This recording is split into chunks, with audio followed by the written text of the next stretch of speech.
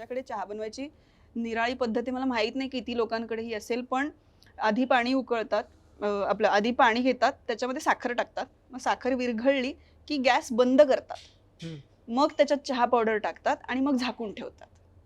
ही आमच्या घरची विशिष्ट पद्धत आहे चहा बनवायची. म्हणजे तो ना खूप कडवटपणा चहाचा त्याच्यात उतरत नाही, ती थोडीशी अशी लाईट लागते. आणि आमच्याकडे दुधात चहा नाही बनवत, पाण्यात बनवतात.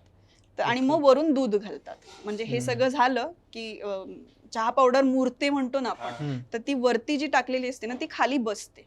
ती बसली की मग गाळायचं, मग वरून दूध टाकायचं आणि असा चहा प्यायची आमच्याकडे पद्धत होती. तर माझ्या वडिलांची ते जे चमचे आहेत, साखरेचा एक चमचा आहे आणि तो असा फार तुटलेला आहे, म्हणजे आता म्हणजे फार खराब परिस्थिती आहे, पण तरी सुद्धा त्यांनी ना त्याचे माप होते काही चहा बनवण्याचे, तर ते माप आम्हाला शिकवले होते आणि आमच्या दृष्टीने तो करेक्ट चहा असायचा. तो आमच्या दृष्टीने, आता कदाचित लोकांना तो आवडेल की नाही आवडेल मला माहित नाही, कारण ही खूप पर्सनल गोष्ट आहे की मला चहा असाच आवडतो, तसाच आवडतो, स्ट्रॉंग आवडतो, लाईट आवडतो, वगैरे वगैरे.